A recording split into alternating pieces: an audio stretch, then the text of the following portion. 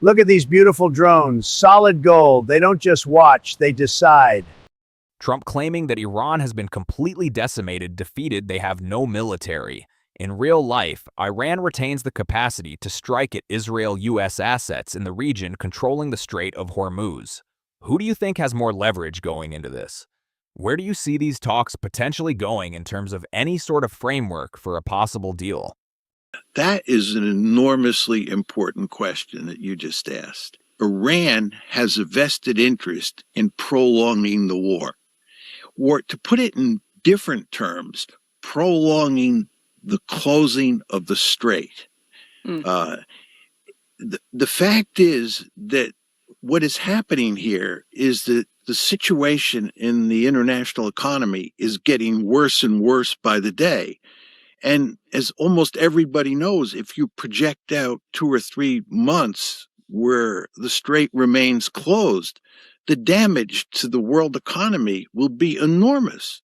This means that the longer the strait is closed, the more leverage the Iranians have over Donald Trump.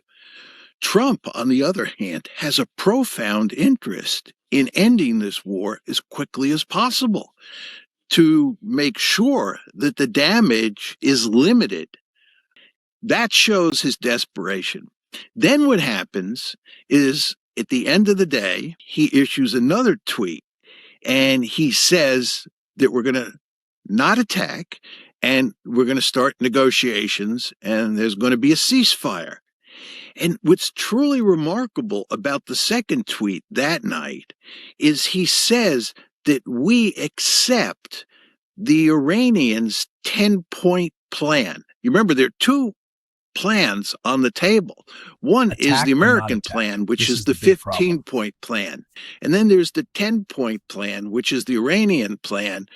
And he says that it is the 10-point plan, he says in the tweet, is a workable basis for negotiation. And then he says, furthermore, in the tweet, that almost all of the points of contention between the two sides have been worked out.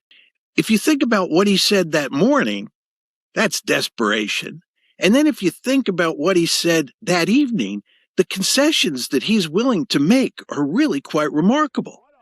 And what's going on here is that behind closed doors, they're in deep panic mode. They understand full well that the international economy might go off a cliff if they don't shut this one down immediately.